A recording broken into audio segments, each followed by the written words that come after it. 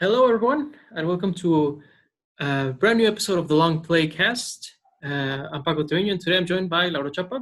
Hey guys. And so, Lauro, today we decided that we would be talking about our experiences with the generation that it's coming to an end, coming to Right. a closure, if you will. Mm-hmm. Perhaps the closure of generations is not quite what it used to be, since we have a lot of stuff still coming out for this generation's hardware. But Right. there's definitely the feeling of something new coming along, you know. Yeah. So I thought that this would be a good time to talk about our history with this generation. Personally, it was a generation of a lot of firsts, and also very important years of my life. Basically, this generation saw me all the way through college, for example. Right. Saw me come back from an exchange. So a lot of things happened in my life in this generation, and I thought Right. that it would be cool to, I don't know, kind of reminisce, you know. Yeah. So Put it in perspective. yeah, and maybe look up to what's ahead based on what we just left behind, you know. Yeah. So I don't know. Would you like to start, or am I throwing a little bit of a heavy ball to you right now? No. Where would you want to start? I mean, there's so many places we could start talking about.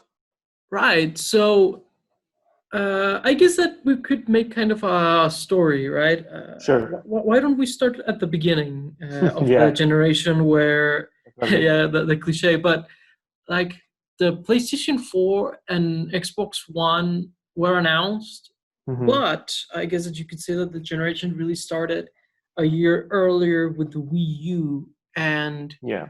the first time that I ever played a Wii U was at our friend Carlos's house. We played Mm-hmm. Nintendo Land, Yeah. and I'm pretty sure that I was kind of like I wouldn't say that I was completely floored by the Wii U gamepad, but it was certainly something that I felt was different, you know, and I'd say that was like one of the biggest attempts that generation early on to be different.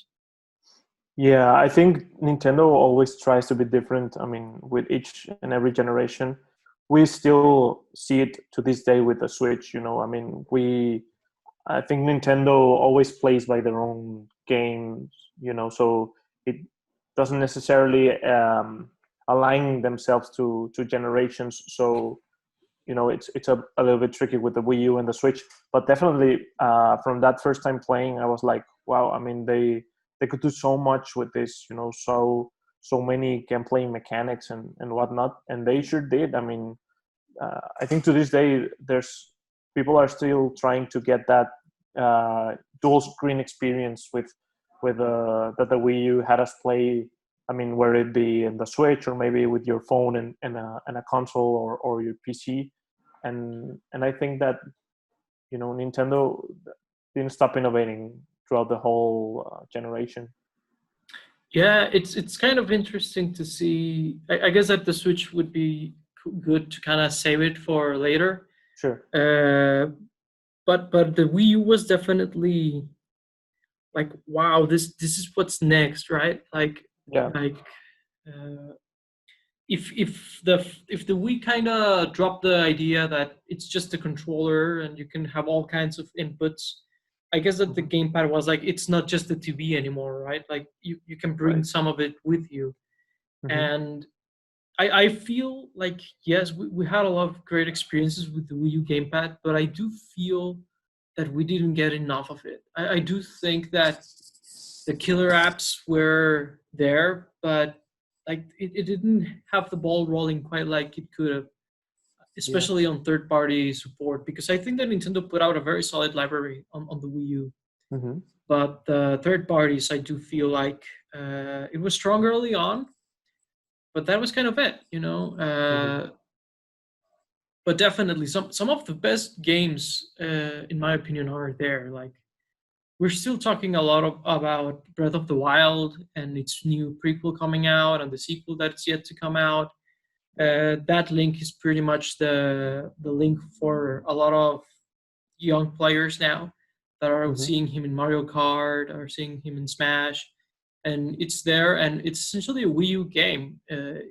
I guess that you could Right. say that it had a Switch port, and it's really a Wii U game originally, Mm-hmm. and that game alone is pretty big. But Smash Wii U, Yoshi's Woolly World, I'd say that it's one of the best Yoshi games. Mario Maker is perhaps a game that I didn't think would work quite as well as it did, Right. and in fact, it worked so well that the sequel kind of didn't quite live up to the original in some ways. Mm-hmm.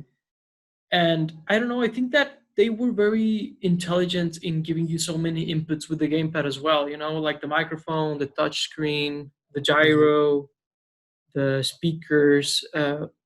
I Yeah. still think that Arkham City, the best version of it, is on the Wii U. If nothing else, because of the gamepad, of the like all the telecoms from Mm-hmm. Batman, you hear them there, Right. and I don't know, maybe I'm just rambling a little bit too much about the Wii U, but it's definitely an underrated console in my opinion. No, but you're right. And Not enough people played the Wii U or even know of the Wii U. I think that we always talk about this, but it's worth mentioning. Nintendo didn't quite communicate what the Wii U was at the beginning.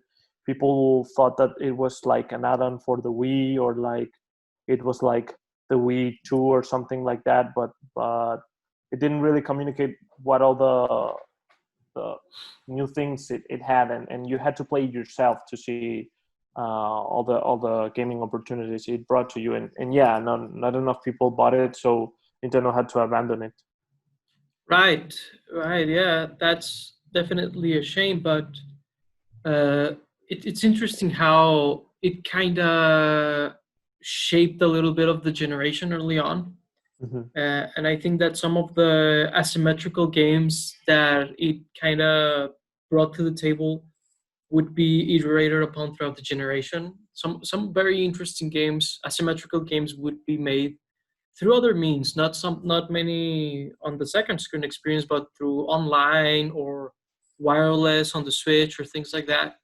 Mm-hmm. And I guess that you could say that the Wii U was our first taste of that, with some of the smaller games, but also Yeah. games like Zombie U, which was kind of a big deal at the beginning. Right. So yeah, I do think that the Wii U will have a legacy similar to the Dreamcast in that it will Mm. be very, very remembered by the people that did end up playing it. Yeah, definitely. So that's the Wii U. But then we were talking about the PS4 and Xbox One. That's kind of the way that I set it up, and so it was very interesting to see uh, how different the beginning of this generation was compared to the previous one.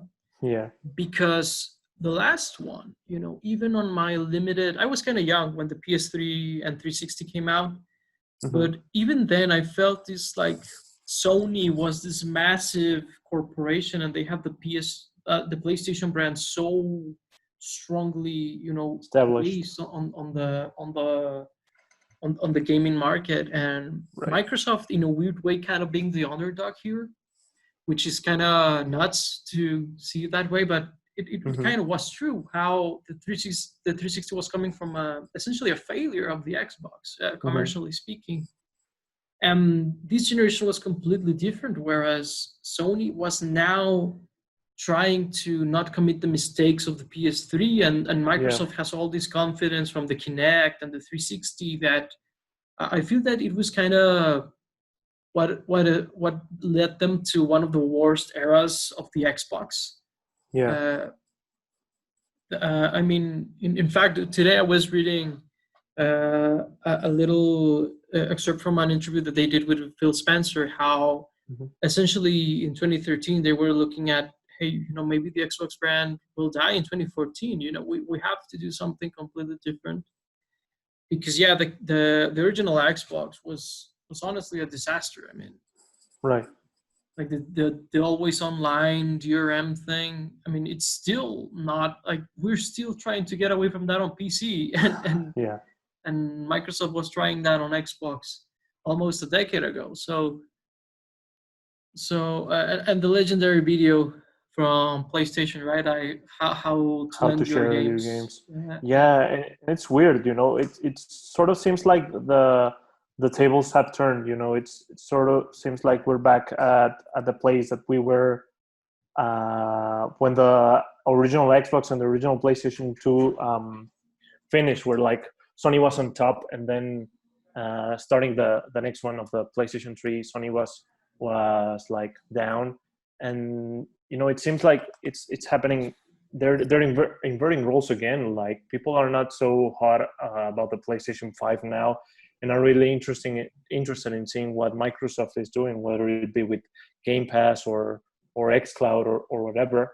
But you know they sort of seem to be exchanging who is going to win each generation. So that's interesting to see, right? right. That's very. It seems to me like they, especially Sony. I think that there's the stereotype of the arrogant Sony, Right. but I do believe that that's true to an extent. How they could essentially be an unstoppable force Hmm. because they know very well how to place hardware on the market. But the problem is that they do one or two things every time that they bother the consumer, and then sometimes it goes too far. Like they're Icarus, that they get too close to the Too sun close to the sun, yeah. and fall down to the ground. And I do feel that that's Sony's undoing, essentially. Their own confidence of being like, no, we'll do this. The PS3 with the 4 cores, like whatever. Yeah. The 4 processors, because symmetry is beautiful or whatever, and let the buyer pay that off. So Right. things like that, I feel like are essentially Sony's undoing. And I guess that we could talk about this later as well, with the handhelds, how Sony essentially DOA the PS Vita Hmm. because of a number of issues. But I do think that it's interesting to see. It will be very interesting to see how consumers react to Xbox strategy with Game Pass, because at this point, if you have a gaming PC or an Xbox, there is Hmm. really no reason to not get Game Pass Ultimate, honestly. Because you Yeah. get gold, you get the games, you get the streaming app on Android and iOS. Well, I'm Hmm. not sure if iOS is up at this moment. Hmm. Depending on what you're watching this, it could be or not. I'm Right. not exactly sure. It's fluctuating all the time, but essentially you have all this range of ways to play, games to You even play, get a and month of Disney Plus if you're in the US. exactly, yeah, and now you get It's EA crazy. Play as well. Right. So it's an insanely good deal. It's Hmm. like scarily good. It's Yeah. almost too good. I want to Right. call on that list. Right. Right. Uh, but at this point, there is no reason to not get it. Honestly, to not Hmm. subscribe to it. So and Sony essentially has no answer for that. They have Right. PlayStation Plus, which answers the online aspect, and they could give you some old games that are like $10 or $8 or whatever. Hmm. And then they have PlayStation Now, which is like their streaming thing, but it's not very good. And some games you can install, some others you can't, and it's like there's very poor communication on It's that all over end. the place. Yeah, it's all over the place. I know that a lot of people defend it, like that's the main way I play on my laptop. Or fine, that's fine. Like play whatever you want, right? Right. But the communication of it, the product, Yeah. and it's also not available on many places. In fact, it's not available here in Mexico, Hmm. which is something that I've informed people about. Like I've informed people that PlayStation Now is not available in Mexico. And Yeah. so,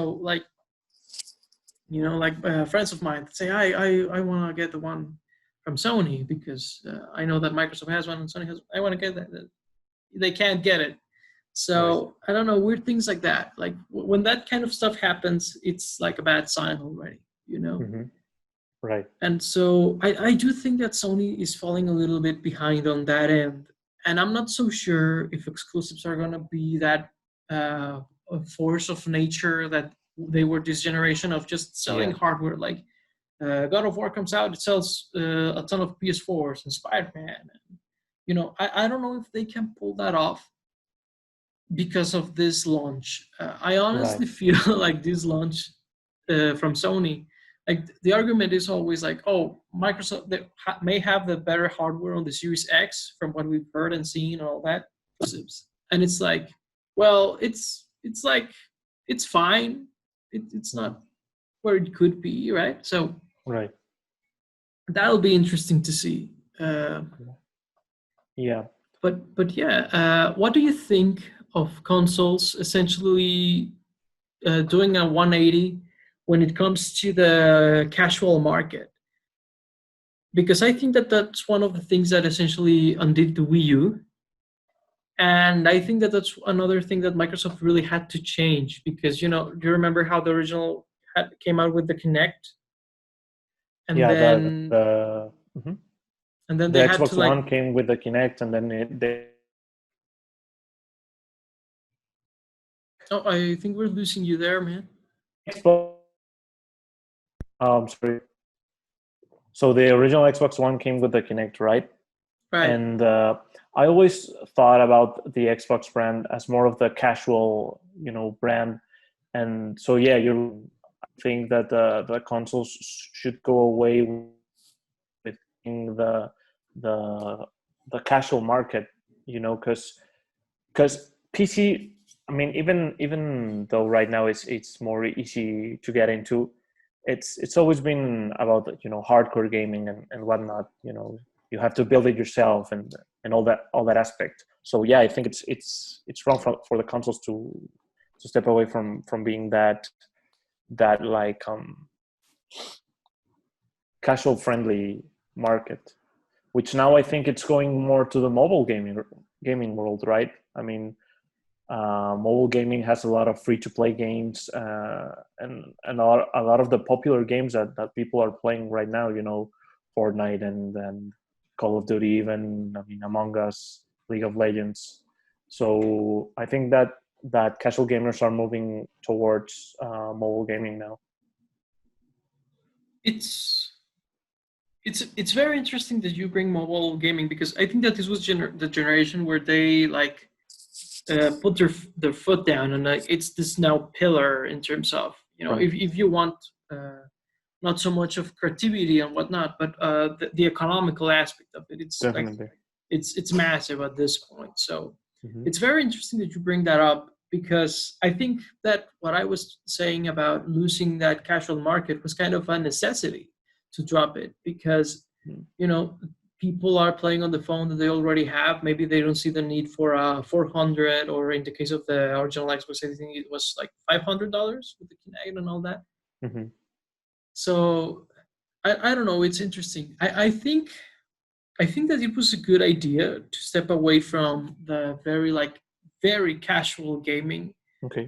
because I don't know if lightning would have struck twice for the Wii, for example. Hmm. If it was like if the marketing was better, if the third party support was stronger and all that, I don't think that the Wii U would have struck the lightning of the Wii twice.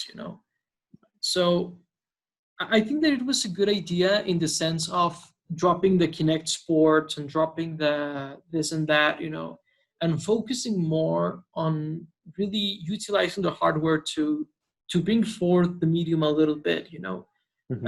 I think that this generation was a lot about story-driven games, whether Definitely. they were on the simplistic side or on the complex Right. side, but very cinematic, a lot of motion capture, Yeah.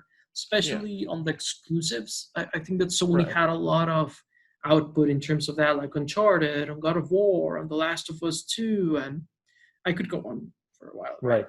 So I think that that's casual in a different way. Like that's casual in the sense of I get my box, I connect it to my TV, and I Hmm. play these games that are beautiful, right? It's Yeah. casual in that sense, but Hmm.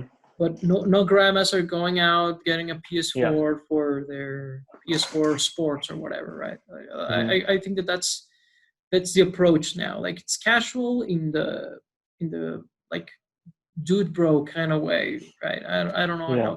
how else to kind of explain that or explain myself there. No, yeah, but I understand it. I mean, and that's how Sony pretty much won this generation with that.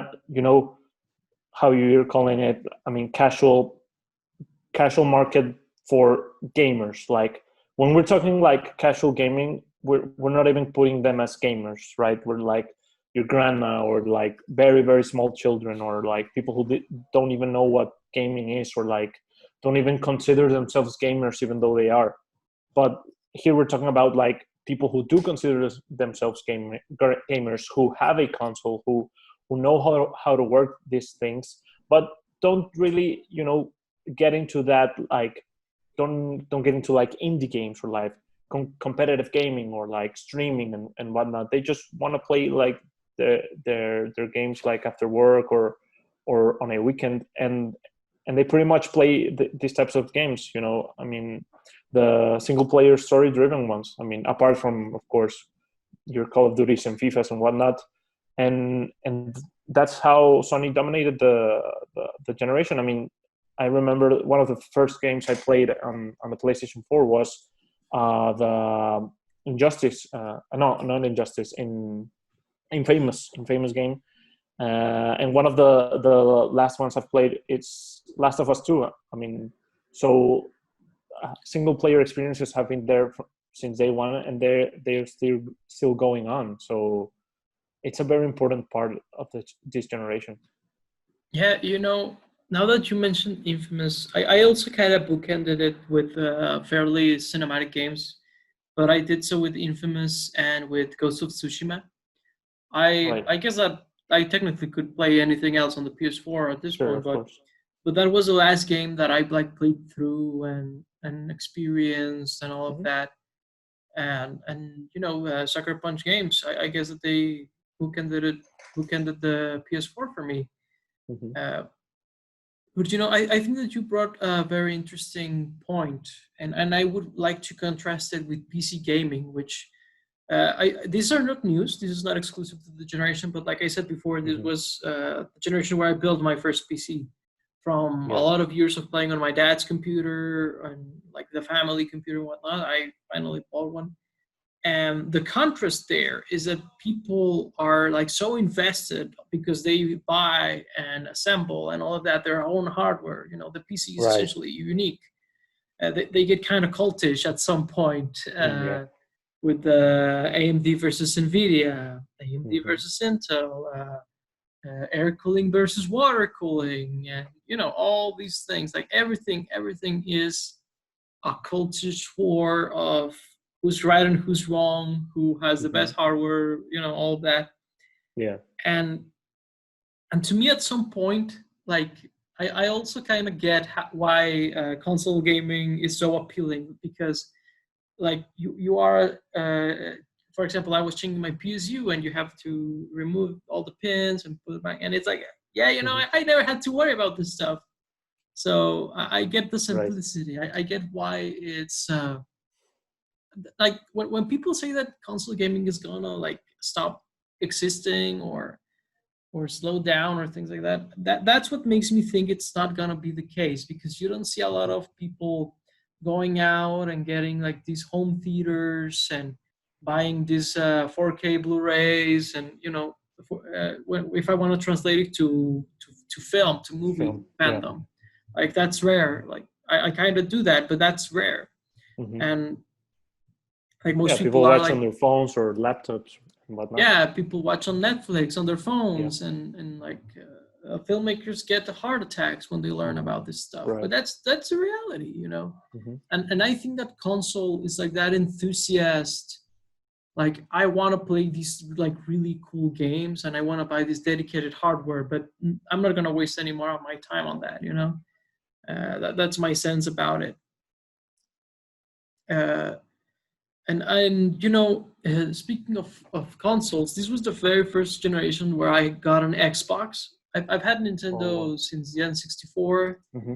and PlayStation since the PlayStation 2, but this was my first Xbox, and I have to say it's a very very interesting experience. I'd say I kind of underrated it. I would say. Right. I mean, yeah, me too. I also had an Xbox for the first time this generation. I've been with Nintendo since the N64 too, and with PlayStation.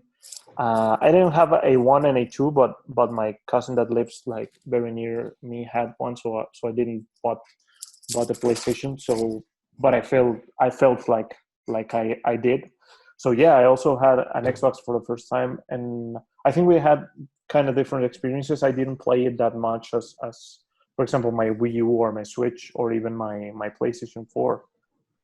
Even my phone, I would say I played more than my Xbox One, and it wasn't really for a lack of like content or whatever.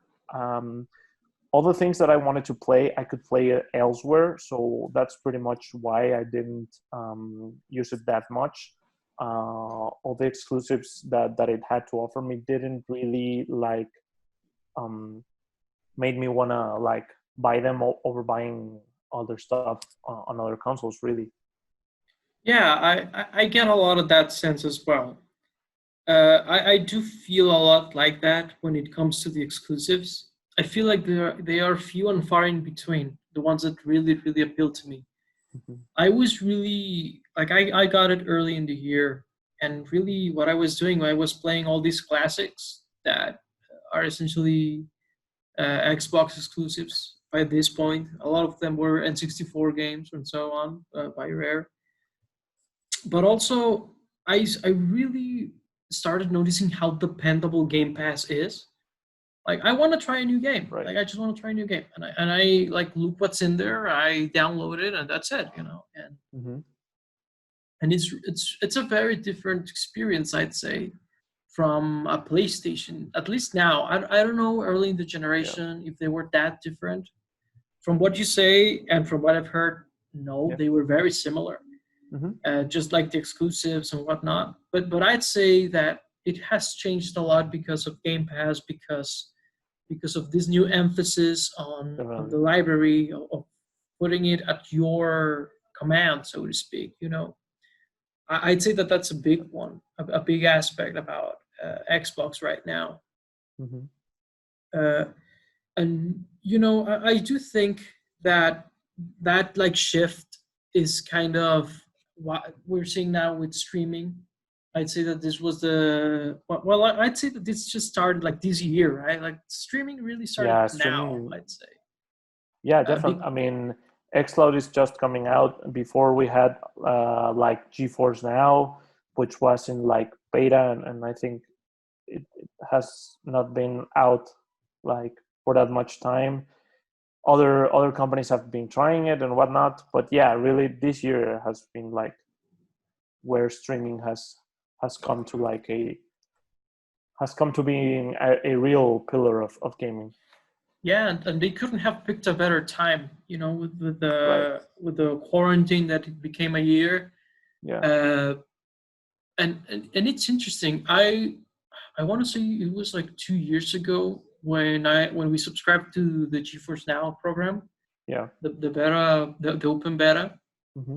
Well, I guess it was closed because it was through their through the mail that they would Mm-hmm. confirm you in, and it was very interesting, and it was like fascinating. I was playing on this 10-year-old laptop that my dad has. Like Mm-hmm. I would like boot it up, and I was only playing like The Witcher and these games that not in a million years I would have thought, of playing on this old hardware. And I think that that's going to be a very very important shift to attract a lot of casual. What difference did you make early on about people Well, that don't even consider themselves casual gamers, yeah, like I that mean, folk, to mhm, bring them right, right, right. to the hardcore games, like Yeah, I feel that that's going to be very important to do so. yeah. I think that's a very good point. Because you get that crowd. You get them with buying Game Pass and Nextcloud and whatever streaming service they want, and then they could try other things. Then they could get into like streaming and competitive gaming and communities of like hardcore gamers and whatnot. Yeah, that's gonna be like the way in. Yeah, and I think that we've seen this already. Uh, to me, I'd say that a game that really made me realize it was Among Us, how a lot of Right. people kind of disconnected from video games because they don't buy dedicated hardware, they don't buy this expensive Mm-hmm. equipment and these expensive games like $60 a Mm-hmm. pop and whatnot. But like when you put it so accessible to them, like it's on your phone that you already have and it's free, Yeah. and you can play with your friends and all that, like it's like you find that the limitation is not interest, is Right. they just didn't consider it before, you Right. know. And I feel like people don't even consider Among Us like a video game. Like Yeah, I've that's got a the craziest part. Like it's sort of like a board game to a lot of people, but it's really a video game, and it's like the gateway drug, if you will, for them to yes. get into other games, because it sort of feels like the Wii U era where everybody was playing, like your grandma and your uncles and cousins that weren't into gaming were playing the Wii, and same things happening with Among Us. People that I never heard that they touched a game in their life or really have an interest are playing Among Us, and it's really interesting that a game that was accessible to everyone made this real. Yeah, and I think that it kind of shows us that, you know, gaming had this like wall in it, like Yeah. this entry fee that once you liberate that, once you make it accessible, once you, like, imagine how many people would watch movies today if the only way to watch them, you know, would be on the theater or like get the Blu-ray 4Ks and these massive Mm-hmm. TVs and whatnot. Like so few people Very few. would get into that, you know. Yeah. and and we have completely the opposite scenario where it's ridiculously accessible. Mm-hmm. So I do think that that's going to be a big shift this upcoming generation, and Yeah. that we started seeing now. And I'd say that the way that we saw it throughout this generation was through free to play a lot of Yes. the time, with games like Fortnite and Mm-hmm. Warzone later on, Mm-hmm. and a Pokemon lot of Go even. Pokemon Go. Yeah, that's right, Pokemon Go. Yeah, absolutely. Like you don't realize how inviting that is, Yeah. because for us, like free to play growing up was like, I don't know, even on the 3DS it was like Rusty's Real Deal Baseball, and you get this like tiny Right. ass games where you press A to bat and whatnot. Mm-hmm. uh, and now it's like these massive games that are like Genshin Impact is another one that came Right. very Recently. not too long ago, and it's a Mm-hmm. massive game. Like people compare it to games like Breath of the Wild, which is like Right. insane. Like I wouldn't have imagined it, you know. So Mm-hmm. that's another thing. I guess that this whole topic is like this I don't know, this opening of the market, you know, Mm-hmm. which The we didn't have floodgates. before. Yeah, the floodgates. Mm-hmm. And I guess that on the opposite end of that spectrum is VR, Yeah. which is like, but I would say that VR, this generation was the generation where it became viable, right? Like Right. it dropped the demo era, like that 20, 30, no, like 20-year-old era of experimentation, demos. This is the Right. thing. This is the future. Like Blah blah big blah. machines, like Yeah, super short experiences, super limited controls. yeah. Crappy graphics. Yeah. Like Yeah, two that all came to generations. an end, and now people can buy like a VR console, if you will, without even having a PC. Right. So Right. it's kind of crazy like that. Games became really accessible. Lots of genres, single player experiences or like rhythm games, like live sims, or all sorts of things came to VR. Yeah, I like the biggest games. What are they? I mean, I remember that Super Hot was super hot a couple years ago, Yeah, but but like that, like live sim, VR chat, VR um, chat, which yeah, is kind of crazy, but it created lots of memes for the generation. yeah, Beat Saber, it's one of the biggest ones. yeah. I guess I'd say that that's the biggest one, right? It probably is, yeah. I I would mean, guess. at the very least, it's the one that has like stuck around for a long, long time by this point, hasn't Yeah, it? yeah, definitely. I mean, I think VR chat is still bigger, but maybe you don't wouldn't call that a game or whatnot. I mean, I think Beat Saber utilizes much more of the things that VR can do. Right, like the movement and the perspective and all that. Yeah, Yeah, but but yeah, also recently, I mean, Phasmophobia has been very popular, and that's yeah. VR also. So yeah, I mean, VR definitely cemented itself like a true pillar in this Right. generation. For me, when I went, okay, this is gonna be like a big thing for gaming. I'd say for me was Resident Evil 7. Right. When you get like not Resident Evil VR, not Resident Evil Chronicles of whatever, Resident Evil 7 is fully playable and better with VR. Hmm. Like that was like, oh, okay, like this Now is, we're talking. yeah, now we're talking. Now this might be like the future, so to speak. Hmm.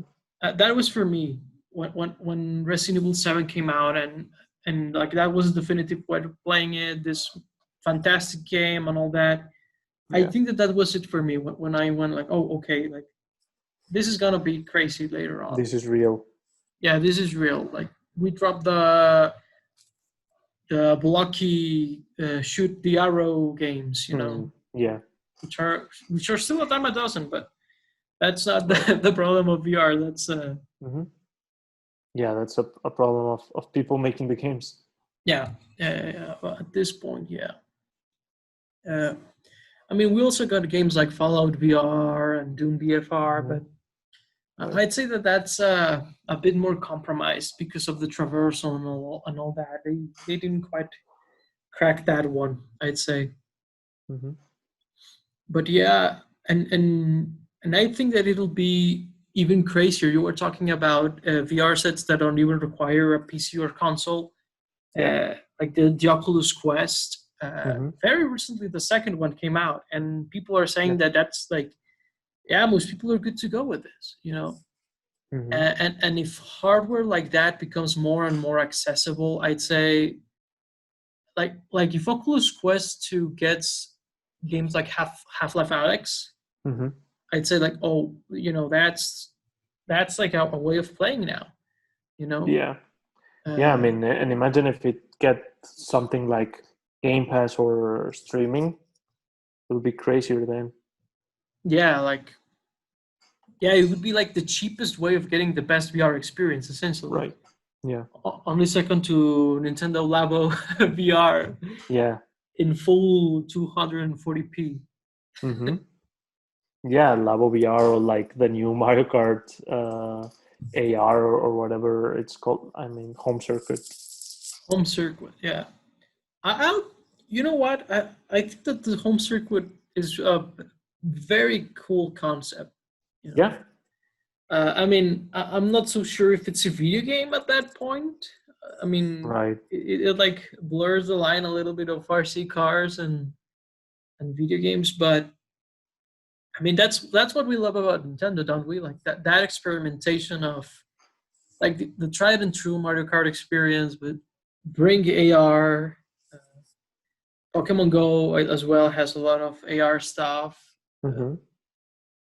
One of the first games of AR that I played was a Fatal Frame game on the 3DS. Yeah, I don't know if you ever played that one. I Uh, didn't. it's this game where you have this little like booklet and you leave it on Hmm. on the table, and like all these ghosts are appearing, and you have to like flip the pages, and it tells you like find this, and you Mm, look around and find it and whatnot. It's yeah. an interesting experience. Right. Unfortunately, the best way to use AR is with a lot of light, and so that kind of Mm, disrupts a little bit of that experience. right. So I don't know. I'd say that for me, this generation really changed with the Switch. I mean, I have a lot to say about the Switch. It was essentially it replaced both my Wii U and 3DS, and I'd say that those were the two hardware that I used the most for gaming. Yeah, me too. So I don't know. Would you like to talk a little bit about when the Switch was announced? Yeah, I mean, when the Switch was announced, I was mind blown, with what they're doing and what they were promising, like home console experiences on the go. And I was sort of like skeptical, because we were coming from the Wii U, and even if the experience and the console was good, the communication was not. So I was thinking like, are they like tricking us? Are they like being too kind with what they have here?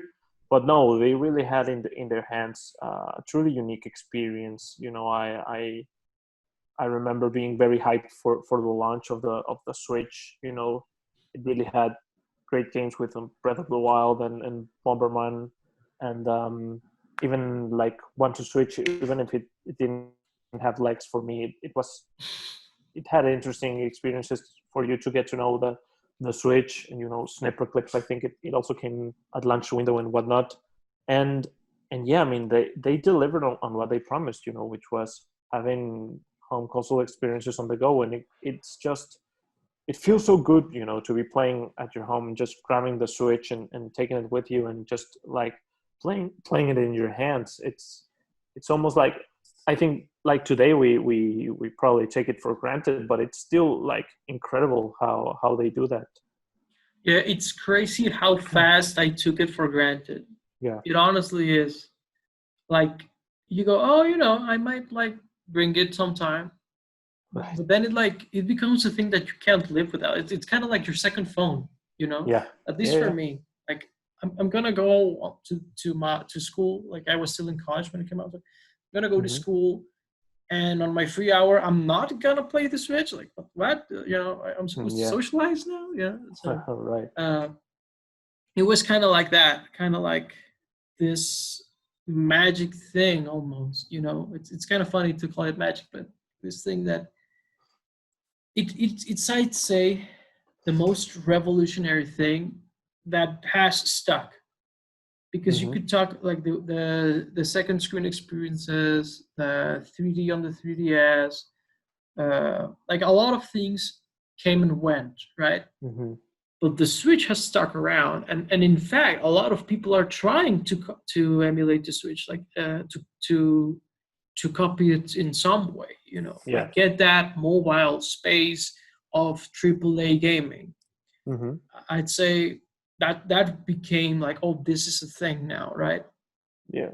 And for me, yeah, that the Switch is by far the device that I've used the most for gaming since 2017. Like by far, like not even close. Yeah, me too. And in terms of like software, we had a lot of third party support. Nintendo's releasing lots of their like franchises. They're either having Wii U port or like definitive experiences or new entries in the series, remakes. So I mean, old games also, with NES and SNES libraries Right. with your NSO subscription. So yeah, I mean, the the Switch is no slouch when it comes to software too.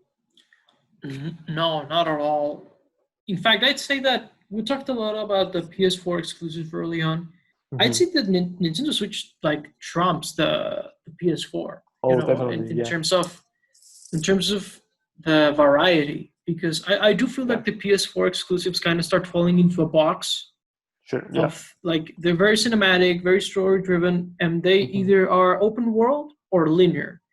But Yeah. they like fall on this very specific route most of the time. And Nintendo has like these games like are crazy, and sometimes you didn't even expect that combinations. Right. Like Cadence of Hyrule is one that like Hmm. I was not seeing in a million years. You know, this rhythm Right. based Zelda adventure, like never. And they produced it with this indie developer, which was also very unexpected. And so all these moving parts, right? Hmm. And that probably, um, it's gonna make people not like each and every exclusive, but that's also a good thing because there's variety in it. So if you don't like one, you're probably getting one the next month or the next after that, and it's gonna be completely different from what you got before. So there's like something for everyone. There's RPGs and open worlds and like shooting games and fighting games and anything you can imagine. Yeah, I mean, this year alone, we saw like what Animal Crossing, which is like this live sim cutesy game. Hmm. Then we have Clubhouse Games, which is like this Right. game simulation of games like gambling or whatnot. You know, Yeah. kind of Paper casual, but Mario. also yeah. And then we got Paper Mario, and then the Xenoblade Chronicles, like one of the best RPGs of all time, got remastered Right. or remade, I should say. Yeah. Uh, and then we got like all these unexpected updates to games like we thought abandoned, like Mario Tennis and Splatoon 2. Hmm. Like they keep saying that they're gonna stop supporting these games, but they don't, because Yeah. they see people that are still buying them and buying them. Let's give them something new. Let's give them something new. And Hmm. I love that. I love how Nintendo goes back on their word when it comes to dropping support for their Right. games. Like we make memes about, oh, you know, this is the new last Splatfest. You know, this is the Splatfest. new Yeah. last one. The new last one. But that's a good thing. You know, we Yeah. get more. We get more stuff. So I'd say that Nintendo has had a lot of great support, and in fact, I'd say that that's the biggest difference because their output has always been great in terms of software, Hmm. but their after launch support usually was very limited. I'd say that that really changed with the Switch. I don't know. What do you think about that? Yeah. I mean, it definitely did, and you can notice it. I mean, games that had never been on Nintendo consoles are being released on the Switch, and it's really impressive. I mean, people always ask now for where is the Switch port. I mean, when is it coming to the Switch? Why is the Switch not getting this feature? Why is the Switch not getting crossplay? And most of the time they deliver on it. Maybe the Switch port comes after, and maybe crossplay comes after, but it comes to the Switch, and Right. that's really something that we hadn't seen in generations past. Right. I mean, at some point, like we now have a gallery of the meme of the impossible port, right? Right. I remember that Doom was probably the first impossible port, and then we got Witcher 3 Witcher. and Hellblade and Hmm. Mortal Kombat. And at this point, it's like, yeah, the Switch is pretty capable. Like, Yeah. as long as you keep in mind the hardware, you know, it can pretty much play anything you throw at it. And Yeah. for me, I think it was The Witcher 3 Hmm. because that was a game that I bought on PC, played a lot of it actually, but at some point, like booting it up to play it on the PC. Usually, I play other kinds of games on PC, Hmm. but the Switch feels perfect for an RPG like that. Like Yeah. it's the machine to play them at this point. Hmm. And I noticed that even though my PC was considerably, you know, much more powerful than my Switch, I really didn't bother. It didn't bother me. Like I'm Hmm. playing it on the go. Like who cares? You know, I'm playing it, Yeah. and I don't know. It also made me realize how little I actually care about graphics. Definitely. Like that was for me uh, that kind of moment as well. Hmm. Uh, like I would have guessed that I cared more about graphics than I do. You know, Yeah. it's kind of funny. Uh, Yeah. Yeah. Yeah. I but mean, this generation showed us that you don't need to have the most powerful console or like 4K graphics and crazy refresh rates and whatnot. You just need good games to appeal to your fans and to the public and to people that don't play games and whatnot. Right. I mean, I think that one of the first kind of markets to find that out was esports, right? Where they always put the bar very low as to what can run it. Yeah. I mean, for example, Overwatch or Apex Legends, these games that Yeah. are very appealing visually, but like they scale down all the way to like 10-year-old laptops or 10-year-old desktops, with very little RAM and no graphic card, like no dedicated graphics card and things like that. I'd say that that's going to be more of a thing as we go forward because I think that that's a little bit to do with what we talked about earlier with streaming and free to play and all these things where it's very inviting to not require to buy new hardware, Yeah. So I don't know what else has kind of stuck with you about this generation that's coming to a close. I mean, a very like dominating factor about this generation were battle royales. I mean, we mentioned some of them right here, like Apex Legends and whatnot, but they really like were born in this generation and haven't died since, and that's impressive. And there have been lots of them and really different ones. You maybe think that people would be tired by them by now, but they really haven't. Whether it be H1Z1 or PUBG, Fortnite, Apex, Tetris 99. Tetris, right? I mean, even Nintendo is applying it to Tetris 99 and Mario 35, and it's a really interesting way of playing and a multiplayer experience like no other. And right, it's cool how everyone like tries to put a different spin on it so it doesn't become stale, and it's cool that even Nintendo is trying to do it. Yeah, I mean, I think that at some point I don't know if we actually did a TV talk about it, but like we would talk about like a Breath of the Wild battle royale, using Yeah, that right. engine I think we did, yeah. Yeah, but like they came out with Tetris, which is like the least expected one, I'd say. Uh, but yeah, and that was also a game like that I bonded a lot with a lot of younger cousins. Well, a lot of them are too, right? But they would play like Fortnite, and right. They usually played games like Minecraft and whatnot on Roblox, but like now Fortnite, and I think they later played PUBG and things like that. So yeah, it's very interesting how battle royales essentially embraced online gaming.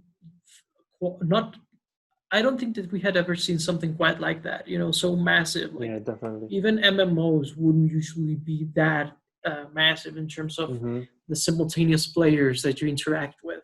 Yeah, and it was usually relegated to more like hardcore gamers. Like it wasn't like cool, or it wasn't like associated with something that everyone could play. Right, absolutely. It was a lot about like strategy, like RPGs, like tactics and things like that, where you would get experiences with a lot of players. Not quite like these shooters, these like with driving and like very action based. Right. And I think that had to do a lot with another of the biggest things that happened this generation, which was streaming. I think that streaming, I guess that this is more in a meta sense, but streaming became a huge part of gaming, Yeah. A kind of a personal anecdote. I've always had, because of my last names, my tags ending with TV. Yeah. And now, before it was like no big deal, right? But now, pretty much every week, I'd say, I get asked by someone in some game if I'm streaming because of my tags. Mm-hmm. And I've had these tags for like 10, 15 years, you know. Think about Mm-hmm. that. Like I was not doing this thing. I was not like, I don't even use it for my for this. Mm-hmm. But like now I get asked about it all the time because a lot of people stream, especially now. Right, and it's Uh, so easy. I mean, the PlayStation 4, you can do it like right there. You don't even need a capture card and a PC to do it. yes, I'd say that that was one of the things that Microsoft was kind of like having to like Catch up. match because Mm. early on like they had no solution for that, and Yeah, PlayStation was like, yeah, the share button is right on the controller, you know. right. And it's until now with the Series X that it's being implemented into the controller. Hmm. They had like these inputs and whatnot, but yeah, so Sony struck gold with that, I'd say. Yeah, We've even taken advantage of that a handful of times ourselves. right. But yeah, I'd say that that's a big one, and Hmm. you know, a lot of like it's crazy how big it turned, and how like there's millionaires now, you know, like a lot of Right, streamers are like massive and millionaires, and when you think about it, it's kind of crazy definitely. because this business is like not even 10 years old, you know. Yeah.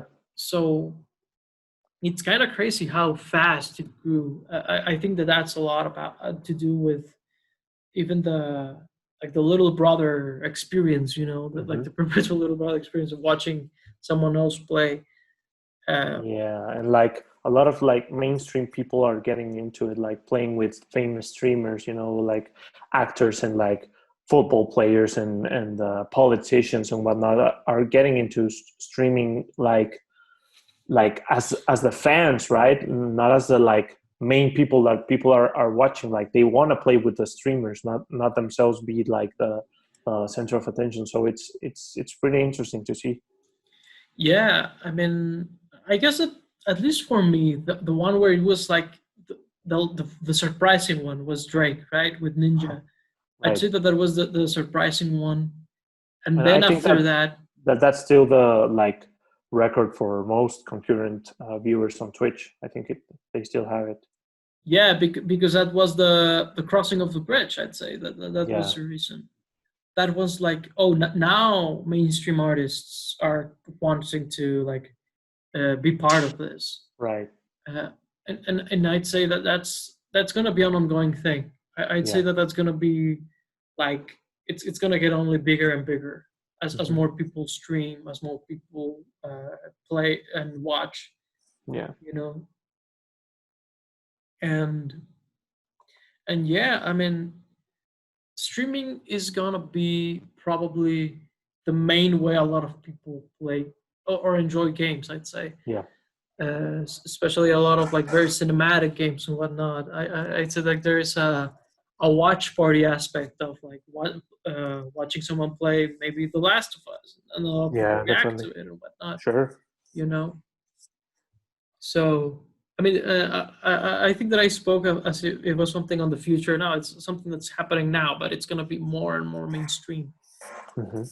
Uh, so yeah, battle royales, streaming. Uh, I'd say another interesting development that has happened is the types of games that we get on all platforms with crossplay.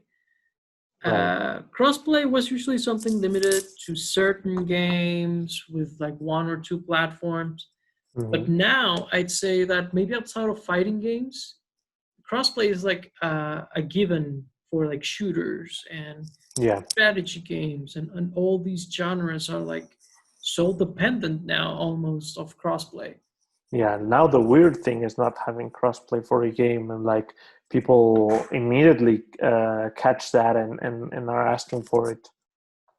Right. I mean, we experienced that just this morning with Mortal Kombat, right? Right. Like, Right. like they confirmed that it will be cross generational, which like good for them, I guess. But what's Mhm. up with the Switch, right? Yeah. And PC. And So they. yeah, no, please. No, that they said that the PC and Switch was not getting it. Like they went out of the way to say it. because there was like this leak or whatever that people thought that it was confirming the uh, crossplay between those consoles too, and they were like um, debunking this leak, I guess. Yeah, and at this point, what have we had any fighting game with like more than two platforms crossplay? I'm not sure. I mean, I had to think, but I'm inclined to say no, but I really don't know if maybe an indie one has it. Because I'm I not think that the sure. Power Rangers one has like Switch and PC, like the weirdest one. Right. Like the two that are always excluded. Power Rangers has it. Like Street Fighter has like PC and PlayStation, right. and I guess Mortal that you Kombat could has PlayStation say and Xbox. I guess that you could say that Street Fighter has like the complete one because it's only there, right? Right. It's only available on Um, those consoles. but yeah, I mean, I think that this was the generation of the transition. Like it's still acceptable here in a Hmm. sense, but Yeah. next generation, like if Tekken 8 or Street Fighter 6 is like Right. skimping on the crossplay, like I do think that that'll Yeah. be a problem for them for their fan base. Yeah. Definitely. And yeah, I mean other genres like you were talking about battle royale earlier. It's a Hmm. staple of battle royale Right. in a way, the Like crossplay aspect. Fortnite, you can play it pretty much anywhere, like PC, PlayStation, Xbox, Switch, mobile, on your fridge probably.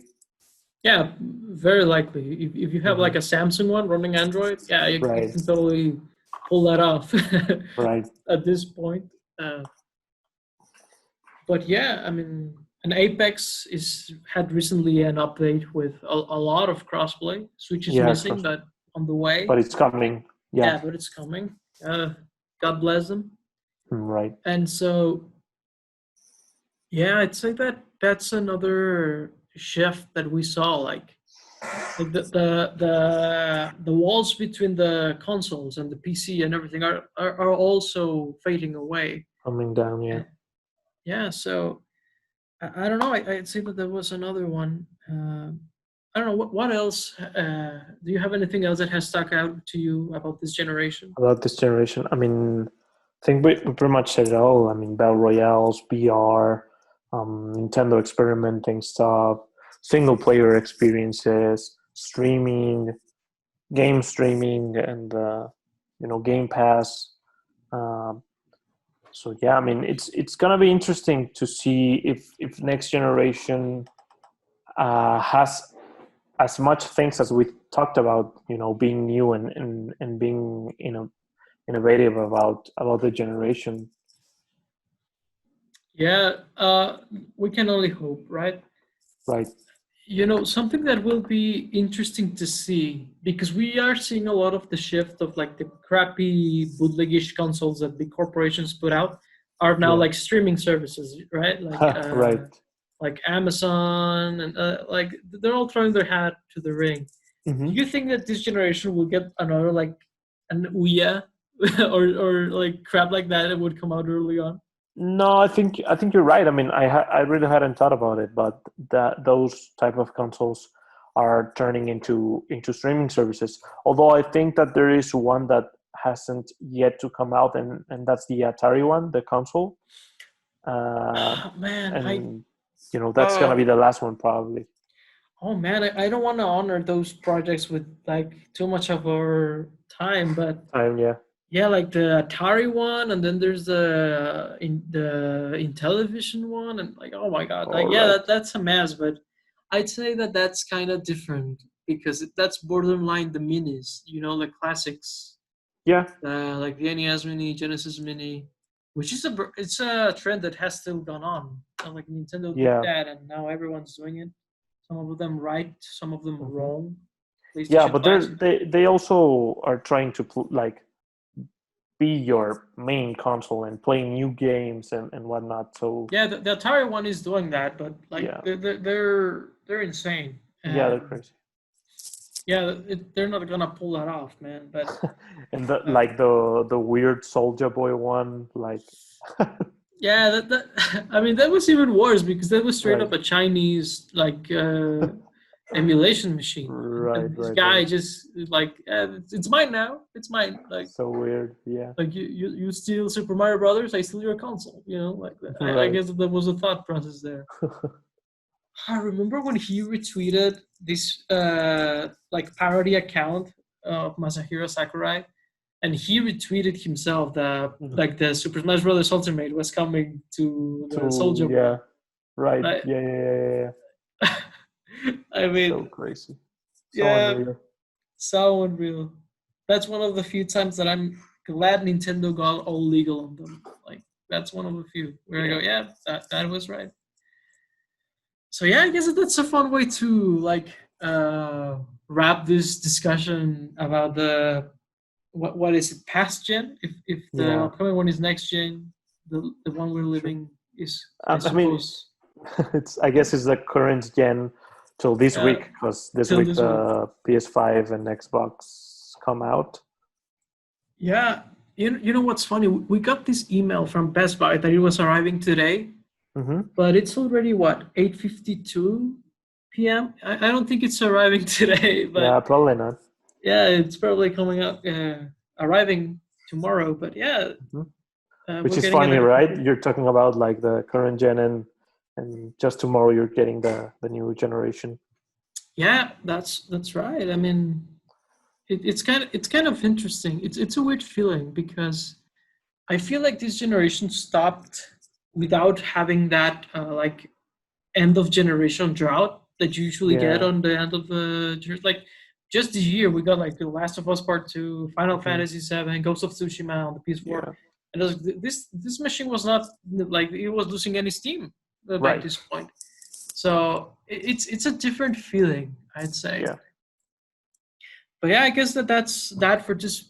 particular discussion.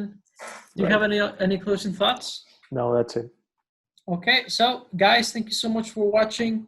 I guess that this was kind of a shoot to the sky kind of video, talking about our experiences. Yeah. So uh, the way that I'd like to ask you is, you know, of all the things that you experienced through the years of the generation, what was like that moment for you? That moment where you thought, you know what, like gaming was awesome this generation. We talked about ours, so do let us know yours in the comments below. This has been Paco Trevino, and I was, as always, joined by Laura Chapa. Thanks for watching, guys. Until the next one, bye bye, guys.